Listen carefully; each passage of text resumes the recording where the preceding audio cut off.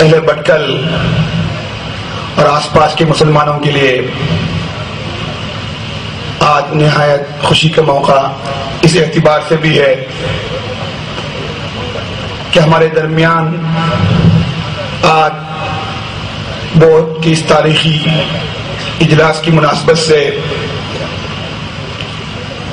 ملت اسلامیہ ہندیہ کے قابل فخر سپوت اور ایک بڑے محسن اور دینی قائد، ان سے برات میری حضرت مولانا حسین احمد مدنی رحمۃ اللہ علیہ کی ذات گرامی ہے، ان کے فرزند ارجمند حضرت مولانا سید محمد ارشد صاحب مدنی دامت برکاتہم بھی اپنی گناہ و مشغولیات کے باوجود اہل بٹکل کی دعوت پر یہاں تشریف لائے۔ مولانا کا چونکہ ابھی تھوڑی دیر میں سفر ہونے والا ہے، اس لیے میں مناسب سمجھتا ہوں کہ دیگر کارروائیوں سے پہلے حضرت کو خطاب کی دعوت دوں۔ میں بسط احترام حضرت مولانا ارشد صاحب مدنی سے درخواست کرتا ہوں کہ اپنے اس اجلاس کے افتتاحی خطاب سے مسلمانوں کے اس بڑے مجمع کو مستفید فرمائیں۔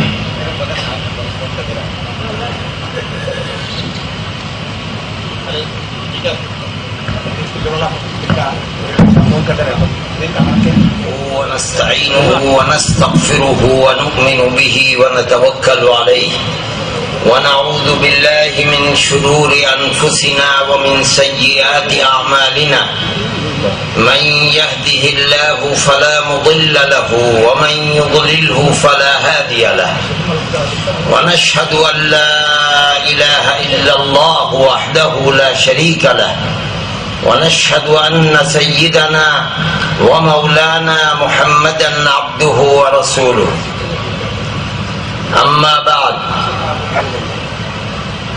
مسلم پرسنل لا بورڈ کے معزز اراکین،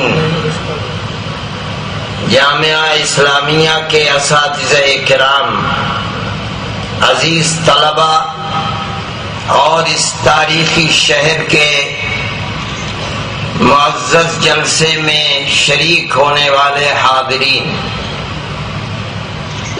مجھے اپنی زندگی میں پہلی مرتبہ بھٹکل حاضری کا موقع ملا اور میں اپنی مصروفیات کی وجہ سے مجھے افسوس ہے کہ میں زیادہ وقت نہ دے سکا۔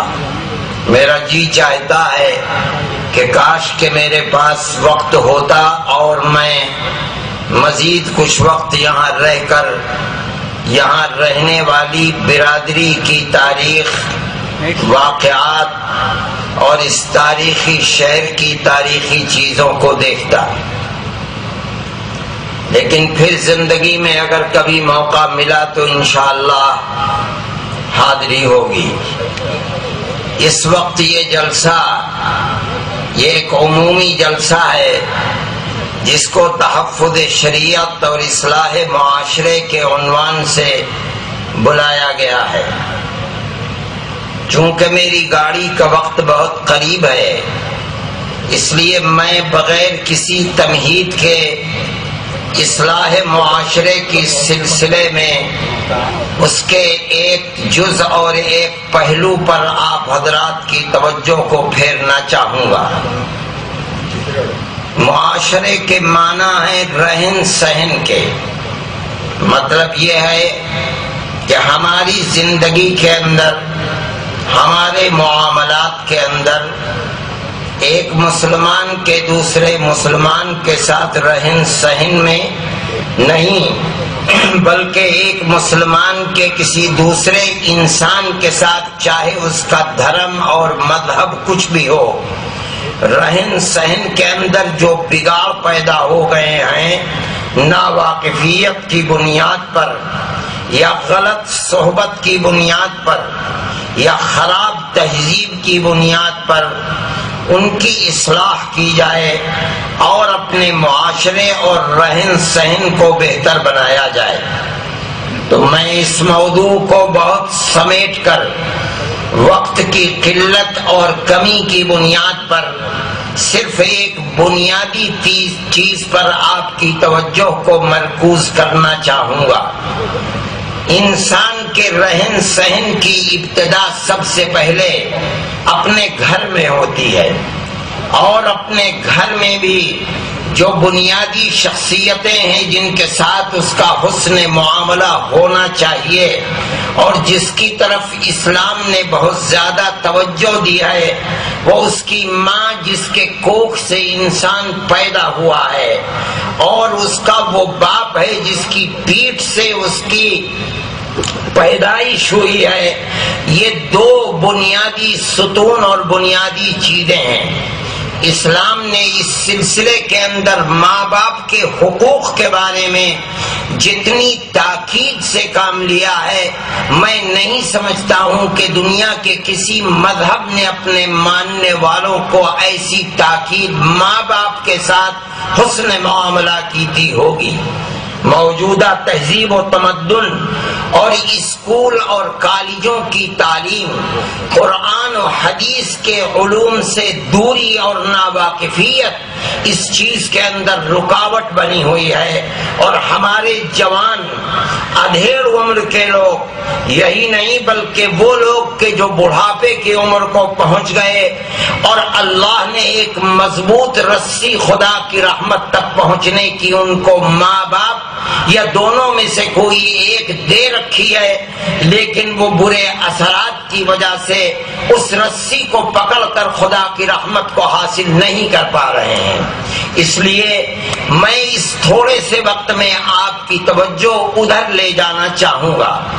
سب سے بنیادی چیز اسلام کے اندر، بلکہ میں اگر یہ کہوں کہ حضرت آدم علی نبینا علیہ الصلاۃ والتسلیم سے لے کر آخری نبی ہمارے آقا حضرت محمد صلی اللہ علیہ وسلم تک جو ایک تعلیم مشترک چلی ہے جس میں ایک حرف کا کوئی تغیر نہیں ہے، وہ تعلیم توحید خداوندی کی تعلیم ہے۔ اللہ ایک ہے، اللہ کے سوا کوئی معبود نہیں ہے۔ کچھ کا ذکر قرآن کے اندر بھی آیا ہے۔ اللہ نے فرمایا وَلَقَدْ أَرْسَلْنَا نُوحًا إِلَىٰ قَوْمِهِ فَقَالَ يَا قَوْمِ اعْبُدُوا اللَّهَ مَا لَكُم مِّنْ إِلَٰهٍ غَيْرُهُ۔ ہم نے حضرت نوح کو رسول بنا کر اپنی قوم کے پاس بھیجا، انہوں نے جو پیغام دیا ہے یہ دیا کہ اے میری قوم، ایک اللہ کی عبادت کرو، اس اللہ کے علاوہ کوئی اللہ نہیں ہے۔ قرآن دوسرے رسول کے بارے میں فرماتا ہے وَإِلَىٰ عَادٍ أَخَاهُمْ هُودًا قَالَ يَا قَوْمِ اعْبُدُوا اللَّهَ مَا لَكُم مِّنْ إِلَٰهٍ غَيْرُهُ۔ پہلے نبی اور دوسرے نبی کی اس تعلیم میں ایک حرف کا فرق نہیں ہے۔ ایک اللہ کی عبادت کرو، اللہ کے سوا کوئی دوسرا اللہ نہیں ہے۔ وَإِلَىٰ ثَمُودَ أَخَاهُمْ صَالِحًا قَالَ يَا قَوْمِ اعْبُدُوا اللَّهَ مَا لَكُم مِّنْ إِلَٰهٍ غَيْرُهُ۔ وَإِلَىٰ مَدْيَنَ أَخَاهُمْ شُعَيْبًا قَالَ يَا قَوْمِ اعْبُدُوا اللَّهَ مَا لَكُم مِّنْ إِلَٰهٍ غَيْرُهُ۔ اللہ کا یہ حق حضرت آدم علی نبینا علیہ الصلاۃ والتسلیم سے لے کر ہمارے آقا حضرت محمد صلی اللہ علیہ وسلم تک کہیں ایک حرف کا فرق نہیں ہے، ایک ہی پیغام ہے۔ اللہ ایک ہے، اس اللہ کی عبادت کرو، عبادت نہیں ہوگی۔ یہ تو اللہ کا حق تھا، اس سے ملا کر دوسرے حق کا کیا عہد لیا تھا؟ وہ دوسرا عہد کیا تھا؟ وَبِالْوَالِدَيْنِ إِحْسَانًا، اور ماں باپ کے ساتھ حسن سلوک کرو گے۔ مطلب یہ ہے کہ پہلا حق تو اس ذات والا صفات کا ہے جو ساری جہان کو پیدا کرنے والا ہے، اور اس سے ملا کر دوسرا حق ان ماں باپ کا ہے جن کو اللہ نے تیری پیدائش کے لیے واسطہ دنیا کے اندر بنایا ہے۔ اس لیے اللہ اپنے حق سے ملا کر ماں باپ کا حق بیان کرتا ہے۔ یہی نہیں، دوسری آیت کے اندر وَاعْبُدُوا اللَّهَ وَلَا تُشْرِكُوا بِهِ شَيْئًا وَبِالْوَالِدَيْنِ إِحْسَانًا، ایک اللہ کی عبادت کرو، اللہ کا کسی کو شریک نہ بناؤ۔ پھر فرماتے یہ اللہ کا حق ہے، اور دوسرا حق ملا کر فرماتے وَبِالْوَالِدَيْنِ إِحْسَانًا، اور ماں باپ کے ساتھ حسن سلوک کرو۔ تیسری جگہ فرماتے ہیں وَقَضَى رَبُّكَ أَلَّا تَعْبُدُوا إِلَّا إِيَّاهُ وَبِالْوَالِدَيْنِ إِحْسَانًا، اللہ نے فیصلہ فرما دیا کہ عبادت صرف ایک اللہ ہی کی ہوگی، یہ اللہ کا حق ہے، اور دوسرا حق بالکل ملا کر فرماتے ہیں وَبِالْوَالِدَيْنِ إِحْسَانًا، یہ ماں باپ کا حق ہے۔ اللہ تبارک و تعالی نے اپنے حق سے ملا کر ماں باپ کے حق کو قرآن میں جگہ جگہ بیان فرمایا ہے۔ چوتھی جگہ فرماتے ہیں قُلْ تَعَالَوْا أَتْلُ مَا حَرَّمَ رَبُّكُمْ عَلَيْكُمْ أَلَّا تُشْرِكُوا بِهِ شَيْئًا وَبِالْوَالِدَيْنِ إِحْسَانًا، پہلا حق اللہ کا کسی کو شریک نہ بناؤ، اور دوسرا حق ملا کر وَبِالْوَالِدَيْنِ إِحْسَانًا، ماں باپ کے ساتھ حسن سلوک کرو۔ اللہ نے یہ ارشاد فرمایا، اور اس ترتیب کے ساتھ ہمارے آقا حضرت محمد صلی اللہ علیہ وسلم جگہ جگہ احادیث کے اندر اسی ترتیب کو بیان فرماتے ہیں۔ حضرت عبداللہ ابن مسعود رضی اللہ تعالیٰ عنہ فرماتے ہیں کہ جناب رسول اللہ صلی اللہ علیہ وسلم نے ارشاد فرمایا، صحابہ سے پوچھا الا انبئکم باکبر الکبائر، بتاؤ میں گناہوں میں سب سے بڑا گناہ تمہیں بتاؤں؟ ہر گناہ کی قیامت کے دن مغفرت اور بخشش ہو سکتی ہے، میں تمہیں ایسا گناہ بتاؤں جس کے کرنے والے کی بخشش قیامت کے دن نہیں ہوگی؟ صحابہ فرماتے ہیں کہ ہم نے عرض کیا کہ یا رسول اللہ ضرور بتائیے۔ آپ نے فرمایا الاشراک باللہ، اللہ کا دنیا میں کسی کو شریک بنانا۔ جو انسان شریک بناتے بناتے بغیر توبہ کے اس دنیا سے چلا جائے گا، یہ ایسا بڑا گناہ ہے کہ قیامت کے دن ارحم الراحمین ہر گناہ کو معاف کر سکتا ہے، اس گناہ کو معاف نہیں کرے گا۔ صحابہ فرماتے ہیں ہم نے عرض کیا کہ یا رسول اللہ ثم ماذا، اس کے بعد کون سا گناہ؟ بڑے سے بڑا نمبر 1 کا گناہ تو یہ ہے، بڑے سے بڑا نمبر 2 کا گناہ کیا ہے؟ فرمایا عقوق الوالدین، ماں باپ کی نافرمانی کرنا۔ یہ ایسا بڑا گناہ ہے کہ سب سے بڑا گناہ الاشراک باللہ، خدا کا کسی کو شریک بنانا، اس سے ملا کر نمبر 2 کا گناہ ماں باپ کی نافرمانی کرنا۔ یہ اسلام کے اندر انتہائی بڑا گناہ ہے۔ جناب رسول اللہ صلی اللہ علیہ وسلم نے بے شمار احادیث کے اندر امت کو اس کی تلقین فرمائی ہے کہ ماں باپ کے حق کو پہچانو، اور ماں باپ کے حق کو چھوڑنا، ان کو نہ پہچاننا، یہ بہت بڑا گناہ ہے۔ ایک حدیث میں جناب رسول اللہ صلی اللہ علیہ وسلم فرماتے ہیں، حضرت علی کرم اللہ وجہہ بیان فرماتے ہیں اذا فعلت امتی 15 خصلة حل بها البلاء، میری امت جب 15 کام کرنے لگے گی تو میری امت کے اوپر مصیبتوں کے پہاڑ ٹوٹنے لگیں گے۔ صحابہ کرام رضوان اللہ علیہم اجمعین سمجھ گئے آپ کیا فرمانا چاہتے ہیں۔ فرمانا یہ چاہتے ہیں کہ خدا کی رحمت کے دروازوں کو بند کرنے والے، اللہ کی رحمت سے محروم کرنے والے، اللہ کے عذاب کو دنیا میں اتارنے والے، یہ 15 کام ہیں۔ اس لیے صحابہ نے پوچھا وما ہی یا رسول اللہ، اے اللہ کے رسول یہ بتائیے کہ وہ 15 کام ہیں کیا، تاکہ ہم ان کو اپنے معاشرے میں جنم نہ لینے دیں، اور اگر معاشرے میں پیدا ہو جائیں تو ہم ان کے خلاف جہاد کریں اور اپنے معاشرے سے ان کو نکال پھینکیں۔ اللہ کے نبی نے وہ 15 کام ایک ایک کر کے گنوائے ہیں۔ ان کے اندر 4 چیزیں یہ بھی ہیں، فرماتے ہیں وَأَطَاعَ الرَّجُلُ زَوْجَتَهُ وَحَقَّ أُمَّهُ وَبَرَّ صَدِيقَهُ وَجَفَا أَبَاهُ۔ جب زمانہ ایسا آ جائے کہ میرا امتی، میرے امت کے اندر لوگ اپنی بیوی کو تو اپنے سینے سے لگانے لگے، اس کی اطاعت کرنے لگے اور اپنی ماں کو ٹھوکر مار دیں، وَبَرَّ صَدِيقَهُ وَجَفَا أَبَاهُ، اور جب میرے امتی اپنے دوست دوست کو تو اپنے سینے سے لگائیں اور اپنے باپ کی نافرمانی کرنے لگے۔ یہ اتنا بڑا گناہ ہے، اتنا بڑا گناہ ہے کہ جب امت کے معاشرے کے اندر یہ بیماری گھر کر جائے گی تو اس کا مطلب یہ ہے کہ میری امت کے اوپر رحمت کے دروازے بند ہو جائیں گے اور مصیبتوں اور ابتلا اور آزمائش کا دور شروع ہوگا۔ حدیث آخر کے اندر فرماتی ہے جب یہ گناہ ہونے لگے تو اب انتظار کرو، ایسی ہوائیں چلیں گی، ایسی آندھیاں آئیں گی جو آگ برساتی ہوئی آندھیاں آئیں گی، ایسے زلزلے آئیں گے کہ آبادیوں کی آبادیاں درگور ہو جائیں گی، دھنس دھس جائیں گی۔ کیوں؟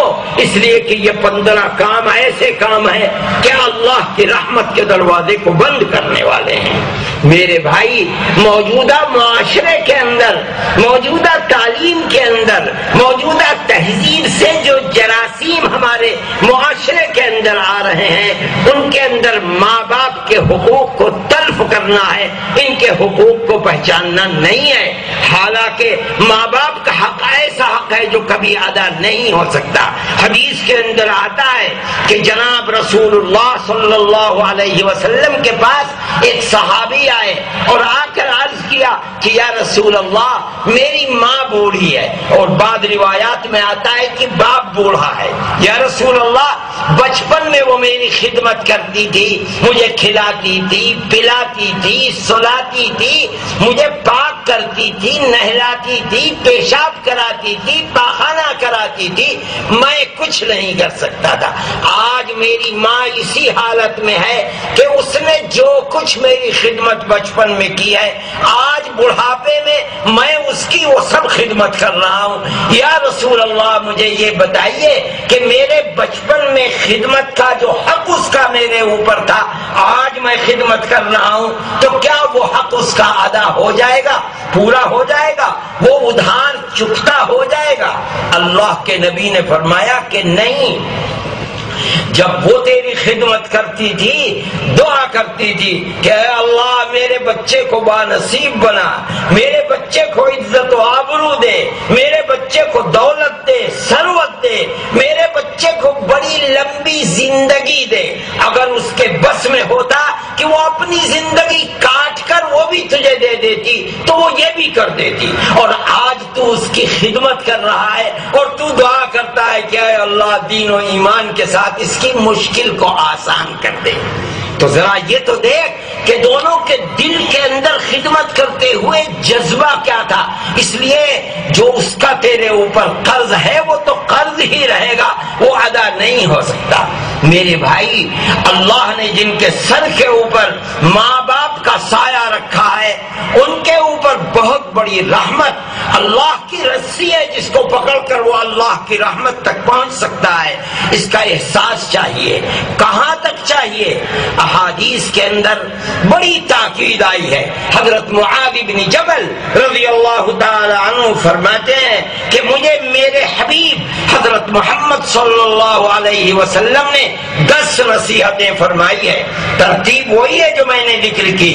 فرماتے ہیں سب سے پہلی نصیحت فرمایا لا تشرک باللہ شیئا وان قتلت وحرقت۔ اے معاذ، اللہ کا کسی کو شریک نہ بنانا۔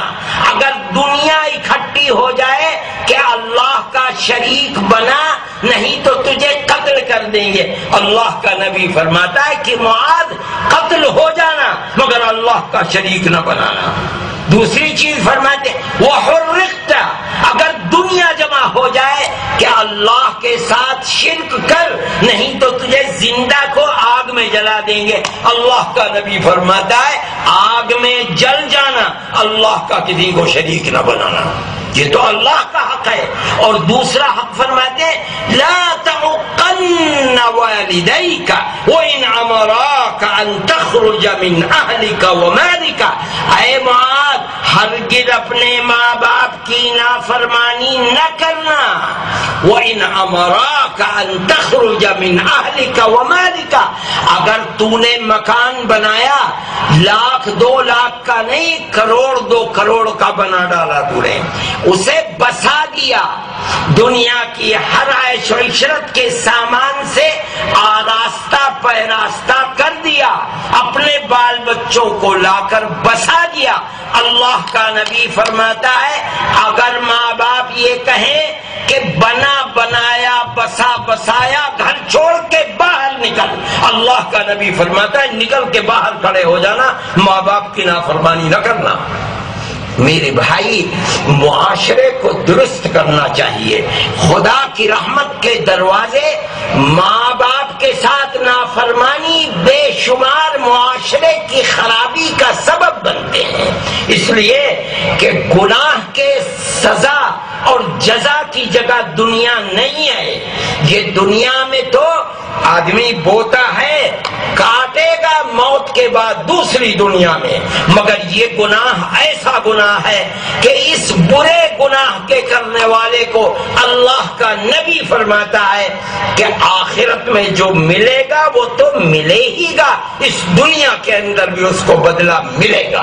میرے بھائی، اپنے معاشرے کو درست کرنا چاہیے، معاشرے کی حفاظت کرنی چاہیے۔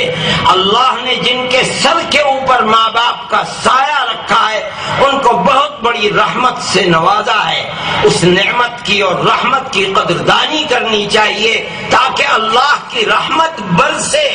دیکھو ہمارے معاشرے کی خرابی ہے، گناہ ہے، پاپ ہے، معاشرہ ہمارا پاک نہیں ہے۔ میں کہتا ہوں کہ دیکھو آسٹریلیا سے لے کر امریکہ تک ساری دنیا کو بچھاؤ اور دیکھو اگر کسی قوم کی گردن پر دشمن کی چھری اور سینے کے اوپر بندوق رکھی ہوئی ہے، مسلمان کے سوا کوئی دوسری قوم نہیں ملے گی۔ کیا ہے؟ کچھ اسباب ہیں، وہ اللہ جو ارحم الراحمین ہے اور وہ مسلمان جو لا الہ الا اللہ محمد الرسول اللہ کہہ رہا ہے۔ آخر کیا بات ہے، خدا کی رحمت کیوں متوجہ نہیں ہوتی؟ میرے بھائی، رحمت خداوندی کو حاصل کرنے کے کچھ طریقے ہیں، قرآن و حدیث نے کسی چیز کو چھپایا نہیں ہے۔ اس انسان کی صلاح و فلاح کے لیے جو اسباب دنیا کے اندر ہو سکتے ہیں ان تمام اسباب کو اللہ اور اس کے رسول نے بتایا ہے۔ اگر یہ امت خود ہی ہدایت اور صلاح کے راستے کو چھوڑ دے تو اس کا کیا جواب ہے؟ میرے بھائی، اپنے معاشرے کی اصلاح کرنی چاہیے، اور معاشرے کے اندر سب سے بنیادی چیز وہ رہن سہن ہے جو ہم اپنے گھر کے اندر کرتے ہیں، اپنے ماں باپ کے ساتھ کرتے ہیں۔ یہ ایک بنیادی چیز ہے، چونکہ موجودہ تہذیب و تمدن اس کا دشمن ہے، اسلامی تعلیم اس کی طرف روشنی نہیں بلکہ تاکید کرتی ہے۔ اس لیے میں نے آپ حضرات کے سامنے بہت کم وقت کے اندر مختصر انداز میں اس کو پیش کیا ہے۔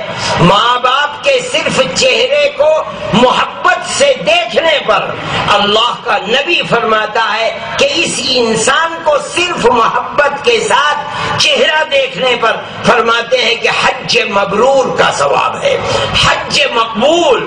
انسان اگر حج کرتا ہے اور وہ حج مقبول ہو جاتا ہے تو اس کا بدلہ کیا ہے؟ اس کا بدلہ ہے کہ جس طرح آج ہی اس کے ماں نے اسے پیدا کیا ہے اور وہ گناہوں سے بالکل پاک اور صاف ہوتا ہے، یہ حاجی اللہ کے گھر سے اس طرح پاک اور صاف ہو کر لوٹے گا۔ ذرا آپ دیکھیے تو، ذرا حدیث پر غور کیجئے، انسان اگر اپنی نظر ماں کے اوپر باپ پر محبت کی ڈالتا ہے، یہ انسان کا اپنا دل تو مطمئن ہوگا، لیکن ماں باپ کو تو اس سے کوئی فائدہ نہیں، انہیں تو کوئی خدمت نہیں۔ اس کی کمر میں اگر تکلیف ہے تو اولاد کی محبت سے دیکھنے پر وہ تکلیف دور نہیں ہو سکتی، اگر پیر میں درد ہے تو اولاد کی محبت سے دیکھنے پر وہ درد ختم نہیں ہو سکتا، صرف محبت کی نظر ڈالنے پر۔ اب اگر کوئی خوش نصیب اولاد اپنی ماں کی خدمت بھی کرتا ہے، اس کو آرام بھی پہنچاتا ہے، اس کے پیر بھی دباتا ہے، اس کو کھانا بھی کھلاتا ہے، اس کو سلاتا بھی ہے، اس کا اجر کیا ہوگا وہ تو ناقابل بیان ہے۔ ماں باپ کی خدمت، ان کی دعا کا لینا، ان کو اپنی اولاد اور اہل خانہ کے اوپر فوقیت دینا، حدیث سے اور نبی کریم علیہ الصلوۃ والسلام کی تعلیمات سے پتہ چلتا ہے کہ انسان کے لیے دنیا کے مصیبتوں سے نجات دلانے کے لیے بہترین چیز ہے۔ میرے بھائی، میں اسی پر اکتفا کرتا ہوں، اس لیے کہ وقت بہت کم ہے، اگر وقت ہوتا تو میں اس کی تفصیلات کو بیان کرتا۔ اللہ تعالی ہمیں عمل کرنے کی توفیق عطا فرمائے، ہمارے معاشرے کو پاکیزگی عطا فرمائے، اور ہمیں اپنی گھریلو زندگی کو، ماں باپ کے ساتھ حسن سلوک کو اجاگر کرنے کے اندر، آگے بڑھانے کے اندر، اپنی زندگی کو اس لگر پر لگانے کے اندر اللہ ہماری مدد اور نصرت فرمائے۔ وآخر دعوانا ان الحمد للہ رب العالمین، وصلی اللہ تعالی علی خیر خلقہ سیدنا محمد وعلی آلہ واصحابہ اجمعین۔